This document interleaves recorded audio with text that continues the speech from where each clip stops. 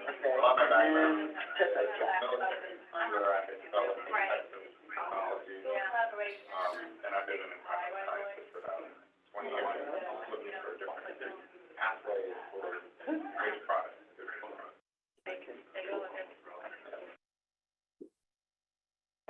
Probably go into it a little more detail.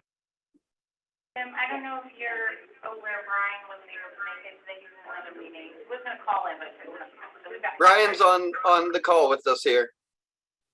Yeah, but Patrick's gonna enter. Oh, Pat. Oh, wow. And I appreciate your help with the crowd on Zoom, Jim, as we get there, okay? Of course. We got everybody in, and we're excited to get started. All right, then let's kick it off. Welcome, everybody. 1 Million Cup Pensacola is getting ready to kick off here. And by the way, we have our founding former community manager at Co-work Annex here today with us, Karen McLeod. She's also the Jetty IoT. I didn't see many of you all last. I saw Mike and I saw Lloyd and Casey and I and Dave, but we had startups and we saw, is it Jason?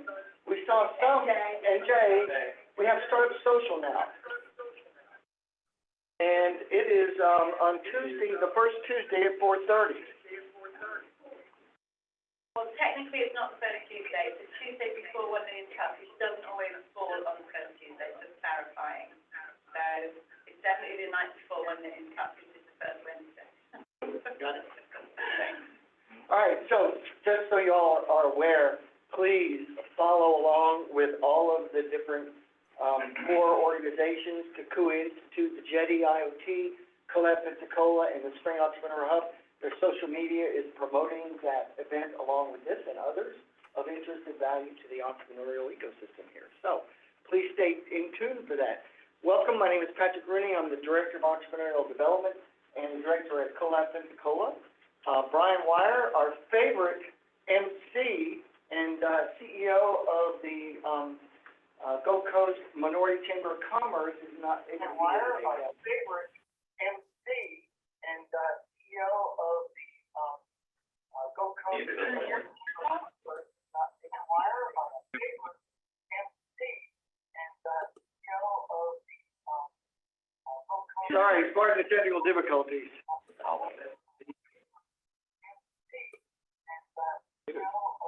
Please see your speaker on the device. Technical difficulties. Okay. Good. Testing.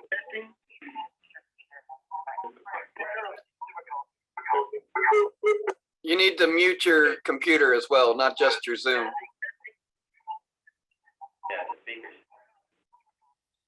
How many engineers do we have in here? You need to mute your computer as well, not just your Zoom. All right, let's try this one more time. Are we getting feedback out there in Zoom land? As well, not just your Zoom.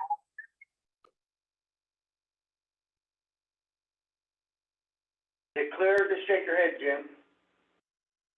All right, super.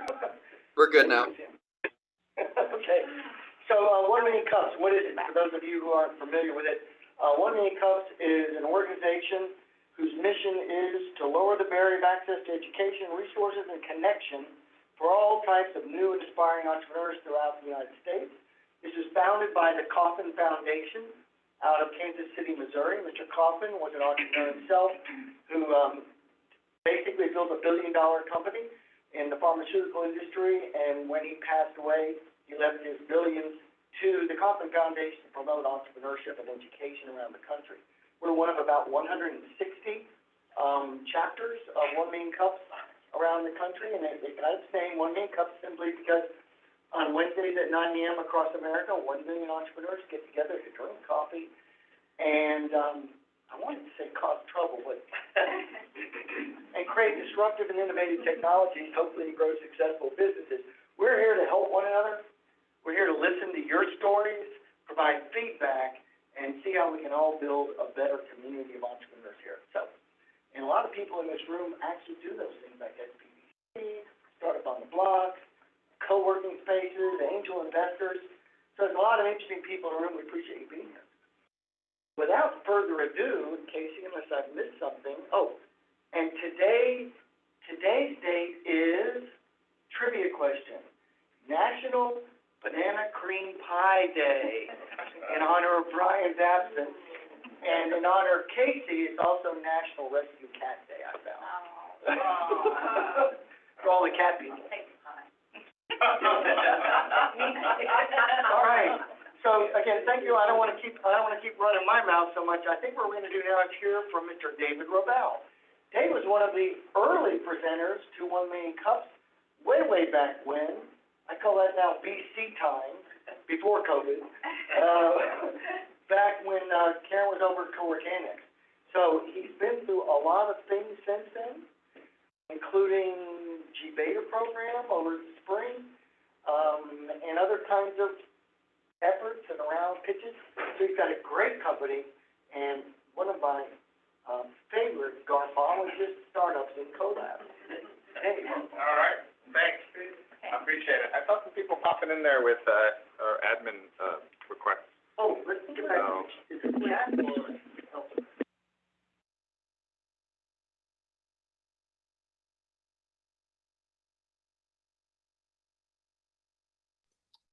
Dave, the wrong screen showing for us.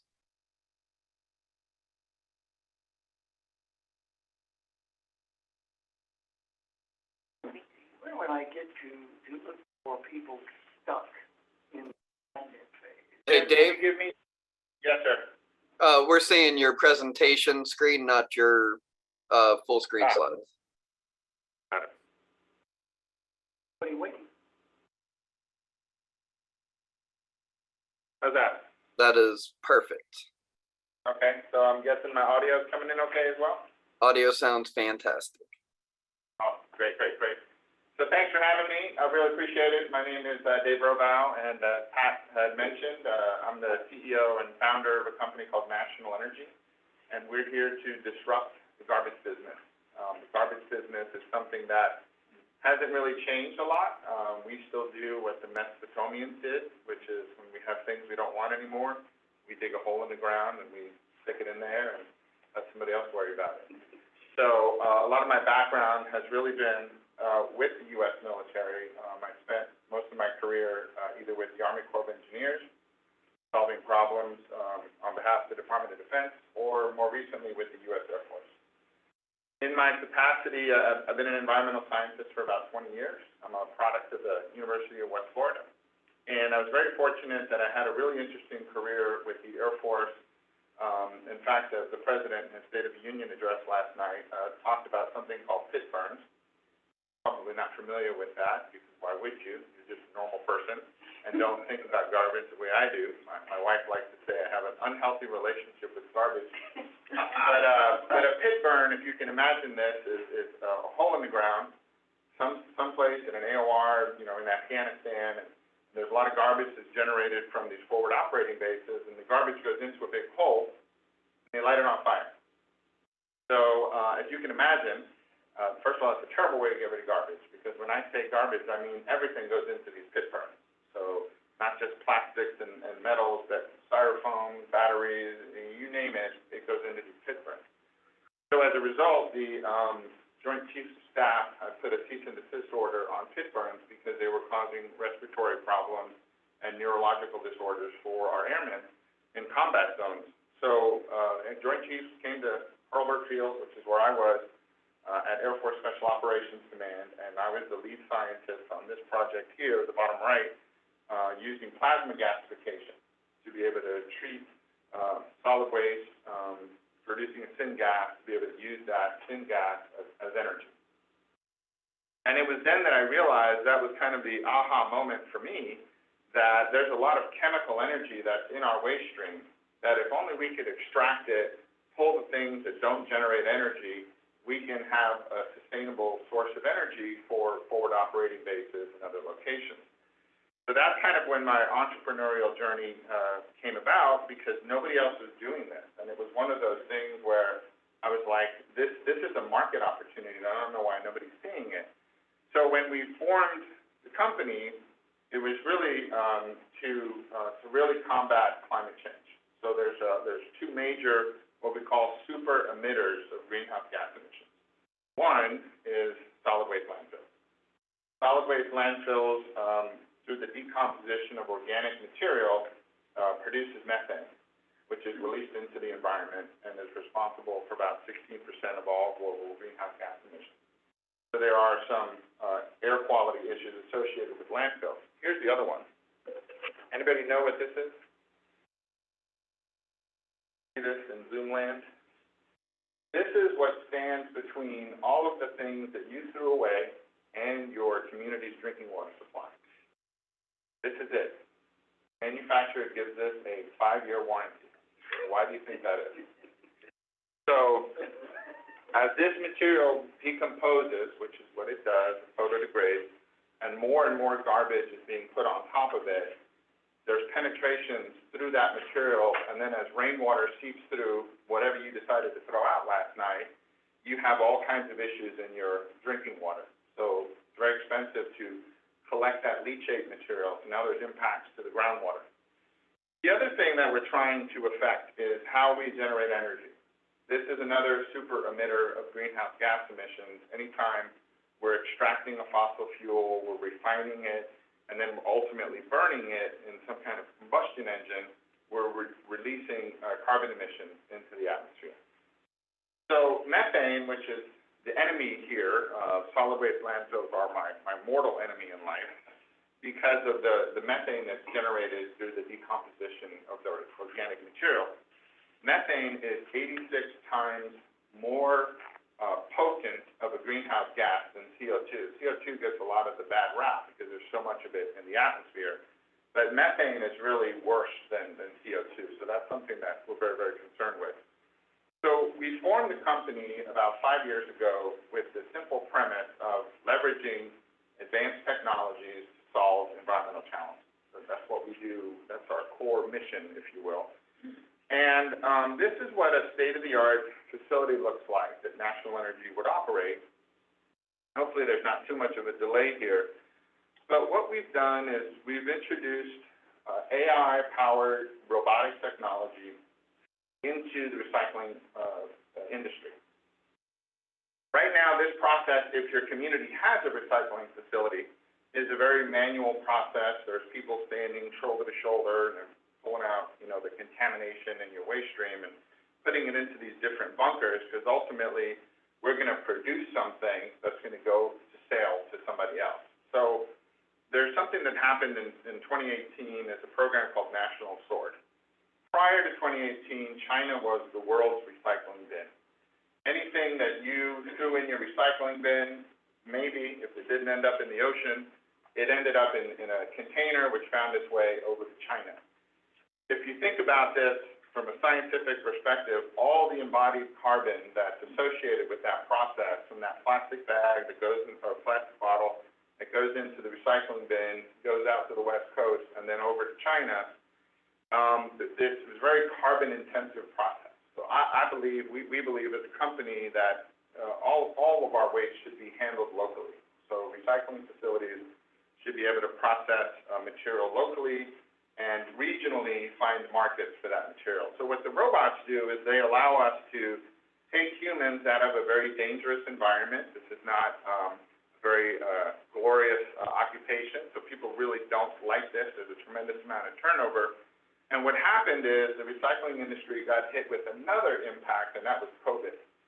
And we couldn't have these people standing shoulder to shoulder in close proximity, so recycling facilities closed overnight. Fun fact, the shortage of toilet paper was actually attributed to the fact that people weren't in office buildings and producing office paper, which is recycled into toilet paper. We can blame the recycling industry for that little debacle with our toilet paper. Then I'll talk about these robots in here in just a minute, but I want to help you understand the efficiency of the robotic technology. A human can perform between 30 and 35 picks a minute. So that's basically garbage coming across the conveyor belt, as you saw on the video.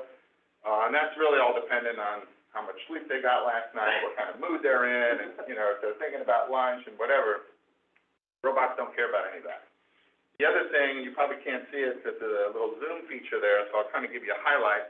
but the robots effectively have an efficiency rate in the high 90 percentile. So that means that when we produce a bale of material, whether it's high-density polyethylene or aluminum or what have you, there's about 3 to 4% of contamination in these bales, which is almost good enough to sell into the Chinese market because they've restricted the amount of contamination that they'll accept. So we have markets in Florida, Alabama, and Georgia. For 100% of this material will go back into creating, in some cases, noodles, pellets, and then these things can go back into the manufacturing process to create other things, other bottles or cans or even textiles and other different things. So, my backpack is made of 40% recycled plastic bottles. So now, if we can get the purity right, we can sell these commodities back into what we call the circular economy. So let me help you understand why this is important. Right now, we operate under what we call the linear economy, where we extract a resource, we put some process to it, heat and change it morphologically, and then produce something else. And then we use it for a short period of time, and then we dispose of it. So this is a linear economy. This is very detrimental to our consumption of natural resources. What we're striving towards is more of this circular economy, where we still use something, and then we turn it into something else, and then it goes back into the circular economy. So our goal is to be able to extract the value out of the waste stream, and here's what we're trying to get to. And we're going to need all of your help. Our job is to reduce the methane that's coming out of the decomposition in our food waste. That's the big challenge. So to do that, we need to empower all of you, because you're part of the problem, but the good news is you're also part of the solution. So here's what we need you to do. We need you to take your organic waste, put it in the garbage. That's it. How many of you are doing that? Taking your garbage and put it in the garbage can? Or throwing it out in the street? Hopefully not. That's it. That's all the consumer has to do is hopefully what you're already doing. And then from there, this material comes to our facility, and we take it from there. Robots are doing all the hard work. You're still doing what you were doing before. What we're doing is we're taking that organic material, and we're putting it through a process. And at the end of that process, we can produce electricity, what we call renewable natural gas. We can power garbage trucks, which kind of has this nice circularity to it. Yesterday's trash is today's fuel. The military has this under contract right now to produce jet fuel from garbage. So that's where we're focused right now.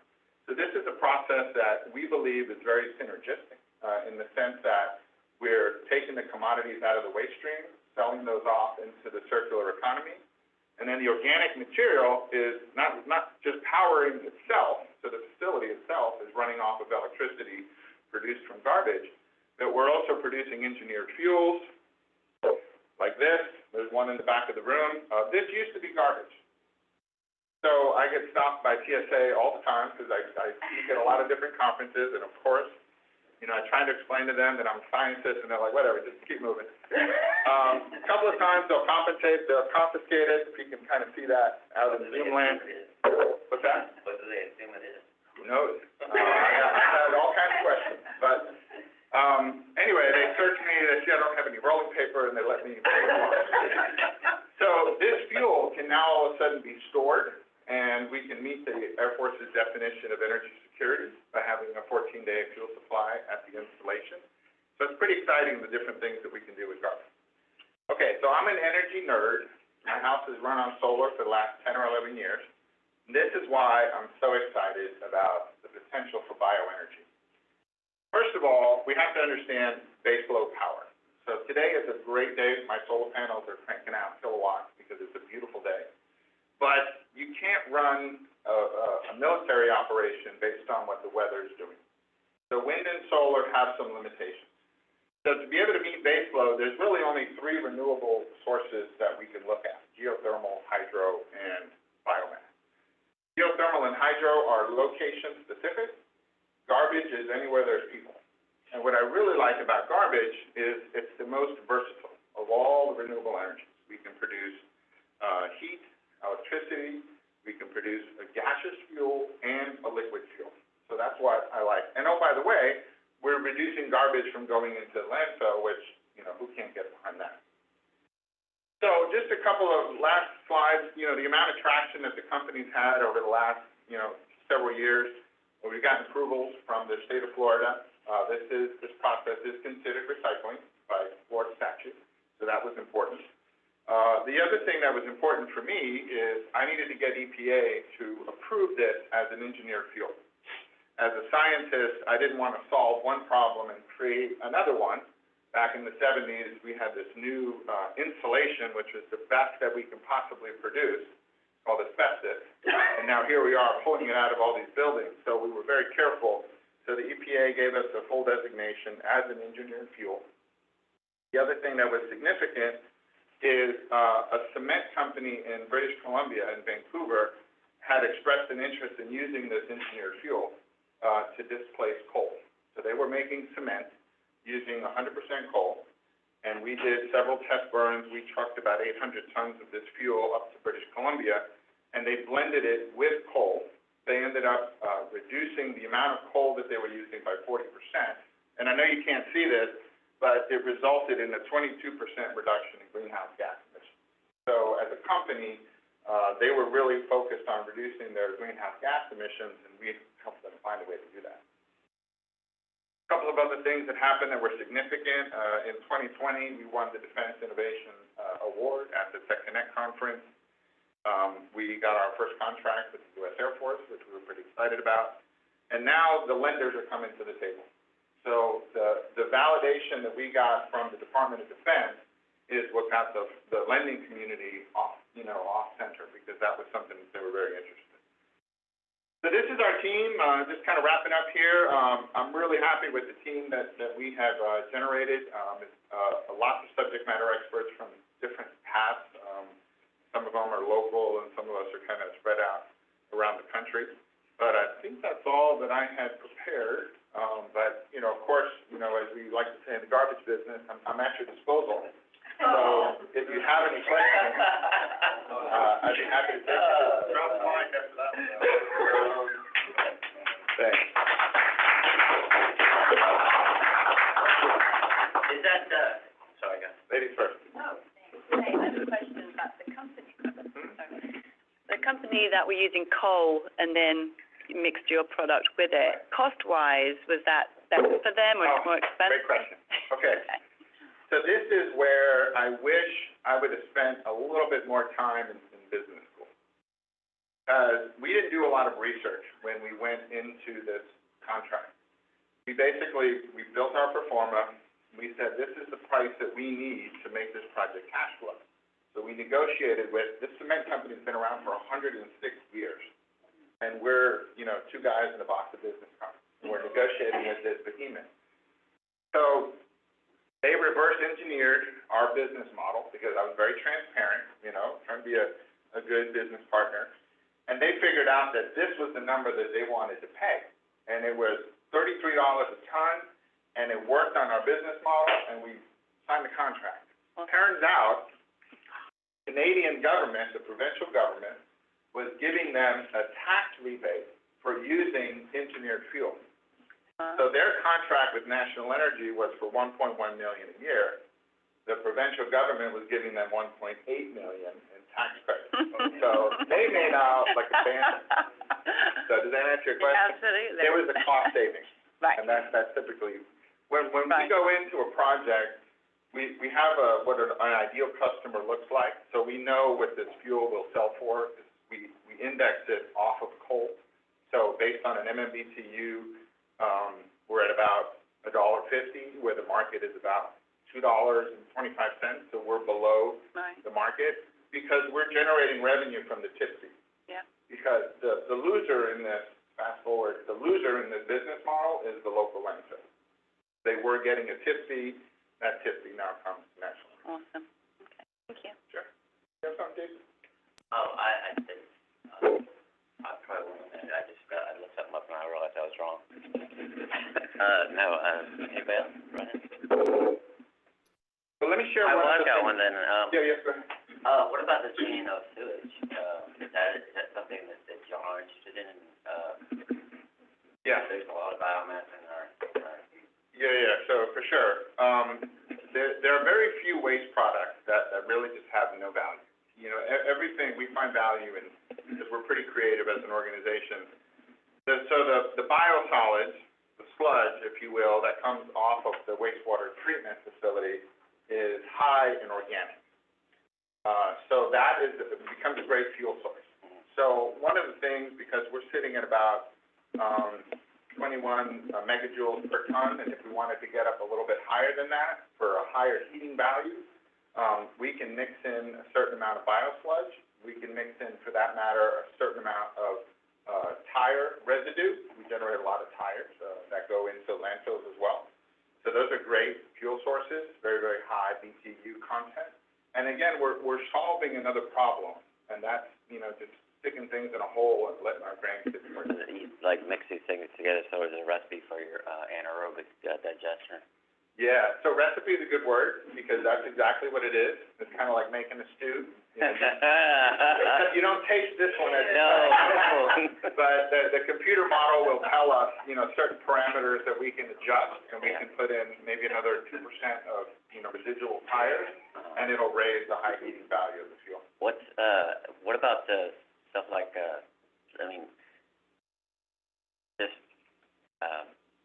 well, of course there's a use for that, but felled trees that are not doing anything except for going to get ground up and maybe used in some sort of, press board or whatever, but just any biomass anywhere we can find it, I mean. Yeah, so it goes back to the recipe. Woody biomass has a MMBTU calorific value, if you will, of about maybe 6,500. We're trying to get to 10,000. So we can take in a certain amount of woody biomass, but then we have to supplement it with something with higher BTU value, because we're trying to get to that sweet spot of 10,000 BTUs. Awesome. That's exciting, really exciting stuff, man. We have a question here. Yeah, Dave, we got a couple of questions. Okay, do you want to moderate the questions? Yep. We put Jim to work? Yes, we're putting Jim to work. He always does work. It's no longer live, right? Hard worker. Yes. Oh, it is live? Okay, what was the question? I didn't get it. All right. Actually, mine's the first question because I'm moderating. I have that power. I've kind of justified my landfill use up here in the north end of the county by believing that I'm building a resource pit for future generations that are more technologically advanced. Will you be able to mine those? And along those lines, is there like a limit to the amount of energy replacement that you can generate out of this technique? Was your question about landfill mining? Yeah, correct. Like, can you put one of your facilities here and just go to town? Great question. So most of you probably just, think about garbage when you roll the can out, right? Once a week, twice a week, whatever it is. I think about garbage all the time. And I think about garbage all the time so that you don't have to. That's my job.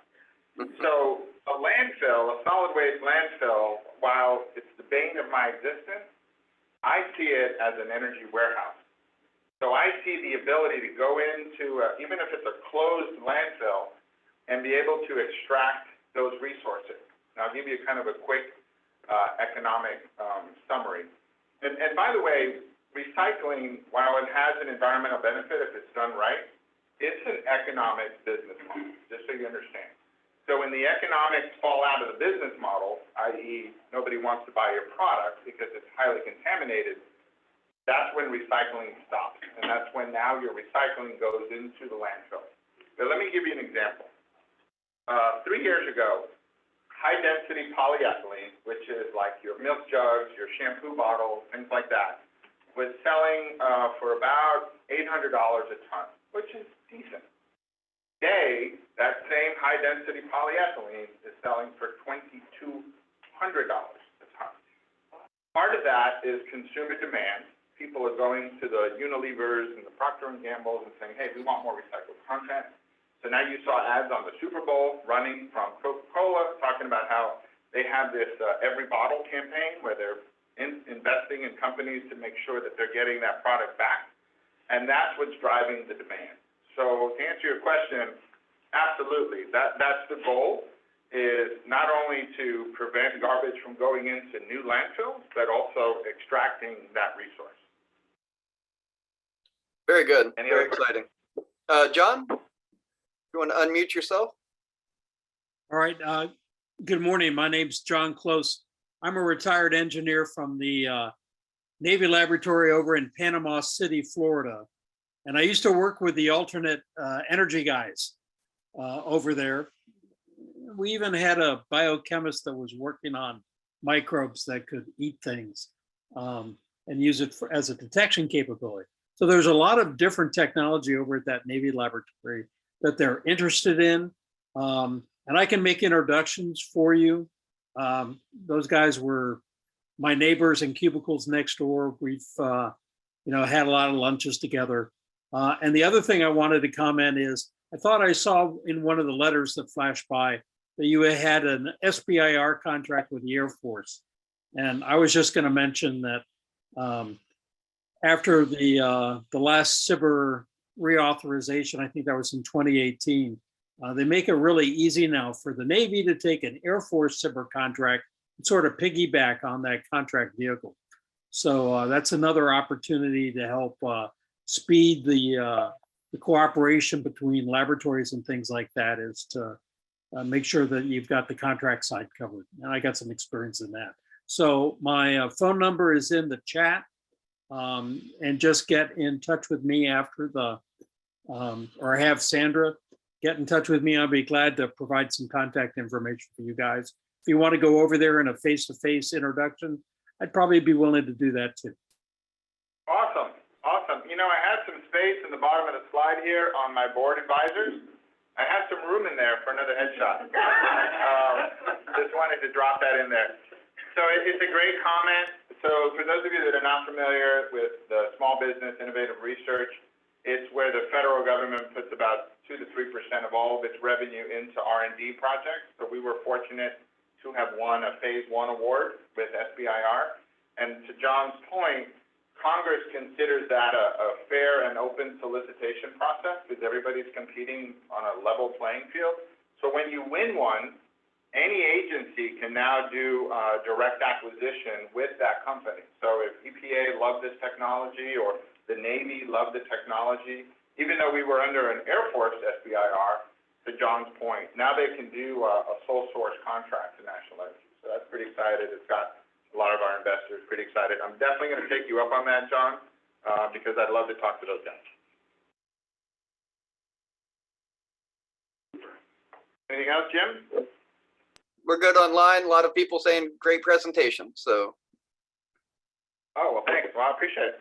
What about John Oliver? What, at least say who you are and your company or your organization, so everybody knows who everybody is. I'm John Oliver. We own, and my wife Lydia, we own Key Product Advancement. We do new product development and import-export.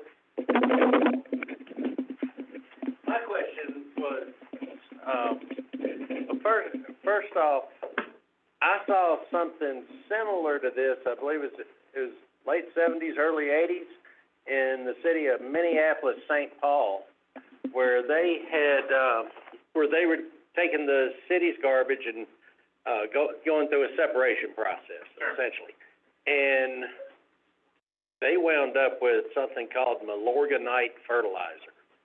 And I don't know what happened to that organization. I just remember becoming fascinated with the subject when I learned that they were able to provide trash pickup for all the residents of the city for free. And so saving the environment's great, but if you can reduce people's taxes. My question is along the lines of scalability. As far as your feedstock of raw garbage, can you scale this thing up to power a municipality? Or could you scale it down to the point of powering a neighborhood or a single house, or I don't know, mount one on your DeLorean or something like that? So what is the scalability? Great question. So I'll tell you why the Air Force is really interested they have, they have, energy security mandates, right?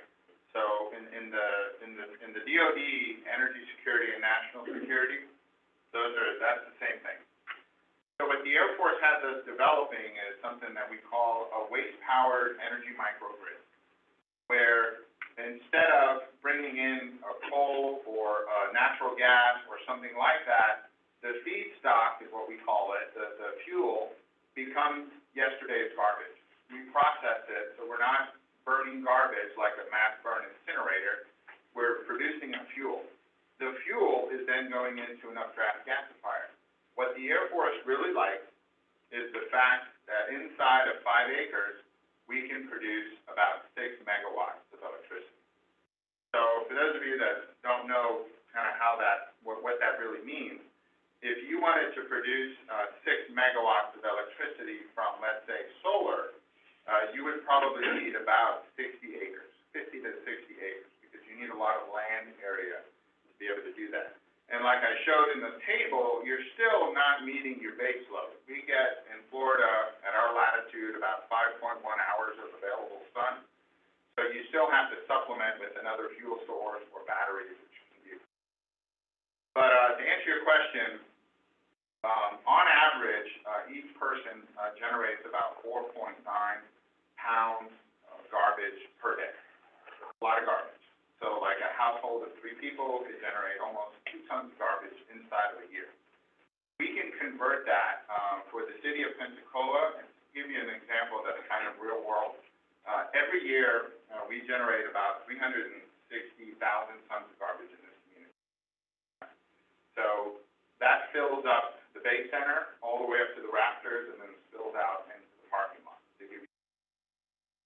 We can take the energy that's in that garbage and probably power 60% of the energy that's used in this community. So City of Pensacola right now, you may know, has embarked on a 30% renewable energy goal by, I think it's 2030. So they're going down this path already.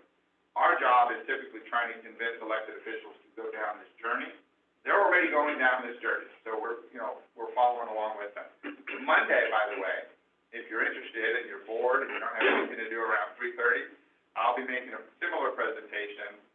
You'll hear a lot of the same dad jokes, unfortunately, for the city council at 3:30 downtown on Government Street. So we'll see. Hopefully we can advance the conversation. But yeah, I see an opportunity where we're solving 2 problems with the same solution. Okay. Hey, I squeeze 2 more in while I got the. Yeah, you have the talking stick. Okay. All right.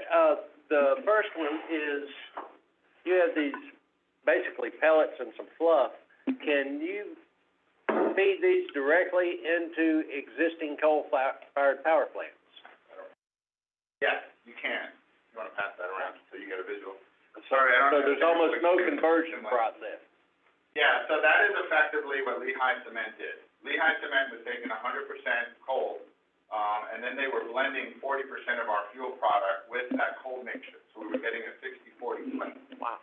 During that process, we think we can get as high as 80%, but they had a certain metric that they were trying to hit, which is that 20% reduction in greenhouse gas emissions. Huh?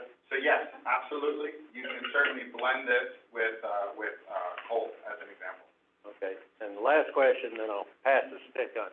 How do you get, for disposable diapers, how do you get the cellulose off the PET? Yeah. So we have a job opening if you're interested. But since nobody wants that job, that's where the robots come in. Yeah, so that'll go through a separate process. I mean, if you really think about it, those are both fuel sources, right? Because one is plastic, which is a derivative of oil, and then the other one is what comes out of a baby. So you put those 2 together, that's a great fuel source. 90% of the fiber that the absorbent fiber that's bonded to the Yeah. PET. Yeah. Not the part that comes out. Yeah, it all goes into the gasifier. The gasifier doesn't care. Wow. Okay. I'm thrilled to hear that you can even recycle those, because Yeah. that's Nobody wants poopy diapers. Yeah. y'all wanna say something about cyber?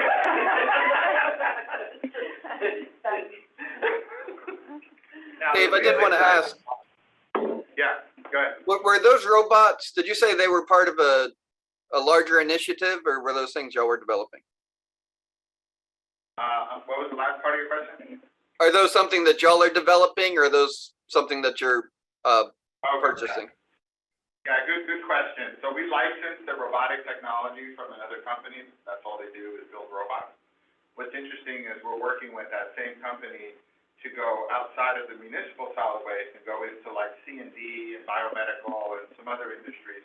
So those are robotic technicians and we're garbologists. So we're kind of bringing those two skill sets together to see what other industries we can disrupt. So we don't make the robots. Nice. Okay. It's called, oh man, I gotta get that right. Yeah, I'll come up with it. What was the company from Terminator? Skynet. Yeah, Skynet makes the robot. No. I think Boston Dynamics makes something like that. Boston Dynamics does some, IHSC right here, does some really cool stuff with robots. Yeah, oh, I mean, yeah, of course they do Absolutely. Boston Dynamics, yeah. Yeah, but don't send them to diapers, they don't want. Yeah. They're like, what? Anything else? I think Patrick has a final question too. Well, we have at least that one, but we know we have another one. Go ahead. Oh, well, thank you. So I'm Erin Mayfield, and I'm fairly new to the community in a position. So I'm really new to the entrepreneurial mindset. And, but this is just thrilling. It's so exciting to hear your presentation and see that the work that you're doing. So I was curious to hear about the research that you've done, the data you've collected, and is that published anywhere that we can read about that? And also, what your outreach has been so far as implementing this in communities of the military. How many stations or physical locations do you have where you're using this actively? Okay, let me answer the first part first. So, I publish a lot, I speak at conferences. COVID, obviously, was a public speaking event. There's a tremendous amount of data, more data than most of the conferences here to read, scientific literature, and peer-reviewed journals that can connect with you. That's the business part of the fact. The second question is, we are still very much a startup. So we have partnered with companies that are in the robotic space, and they have their technology deployed. This is one, actually, Pensacola, it's either in that process or might already be there. Birmingham, Alabama is typically where we take people. Montgomery, Alabama, when they want to go see something and they want to kind of experience it with, the whole smell-o-vision component, like the whole 9 yards. We'll take them to Montgomery, where there's operating facilities. But the concept of the waste-powered energy microgrid is still very much in development. That's where the Air Force has us under contract to further develop that technology. That part doesn't quite exist. It's exciting, It is, thanks, I appreciate it. Mike, do we have another question? Yeah, one more question, quick comment and a quick question. Yeah. First off, on your flavor profile, I found it to be kind of earthy and kind of like dark chocolate kind of taste. So, just a little help on that. Now, but seriously, just a little something funny for you. I'm sure you've already probably looked into this. You're a very, crafty and bright guy. But the old mantra, garbage in, garbage out. Yeah. Take that and run with it, twist it up. Twist it up, man. Okay, I'll work that in. Garbage in, energy out. There you go. I'm pretty sure I went over time, which I do, so I apologize, but. What would be really cool is if, through public outreach, if you could, go with the rights to, be able to foster the. It's funny that you said that. Yeah, we've been thinking about that. I grew up on Sesame Street, so that would be kind of cool. Yeah. Except I wouldn't be Grouchy. Yeah. No, but he. That's where John Switzer comes in. He could be. He's been a while. He can either be totally against the idea or totally for the idea, but he would introduce the ideas to the public, because we all see more a B2B type of business rather than a, Right. not a consumer product. Correct. Yeah. All right, so now, thank you, Dave. Very good presentation. I'm not a totally independent viewer of his presentation since I've been following him for several years. However, let's get to the point of where we ask you, what can the community do for you? What can you ask that maybe our networks might be able to do for you? So Monday at 3:30, if you have nothing else to do, and you wanna come out to the city council meeting, all we're trying to get the city to do, so let me back up a little bit. All we're really trying to get the city of Pensacola to do is to do a garbage study, and we don't perform this, so it's not like we're trying to turn taxpayer dollars into national energy dollars. This is done by a third party, where they do dumpster diving, and they tell you what exactly is in your garbage. It's called composition study. We need the data that comes out of that to be able to create a financial model to go and present to the city of Pensacola. We're not able to just do that and, rummage through people's garbage, so it has to be done by the city. So the ask on Monday is that the city council approves, some dollars to go out and hire a consultant to do a waste composition study. That is really step 0 for us to be able to partner with the municipality to be able to solve those problems. That's the immediate one. The other one is if you're part of Rotary or any of those other organizations and you guys have speaking opportunities, I have a slide deck that's ready to go, and within, 24-hour notice, I'm your presenter. So I love talking about this, as you can probably tell. Help us get the word out. So if you all want to be ambassadors of national energy, we'll take that. Any comments, any questions, anybody gonna show up at the city council meeting, maybe? Anything else on the table? Yeah, Dave, is this information correct? 855-2108?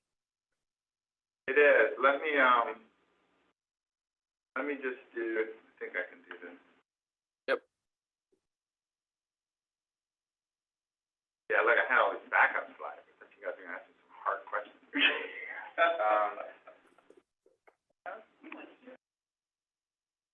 Yeah, so there's all my contact information, so that you have it. Feel free to reach out to me. I can talk trash for hours, so just. That's just what I do.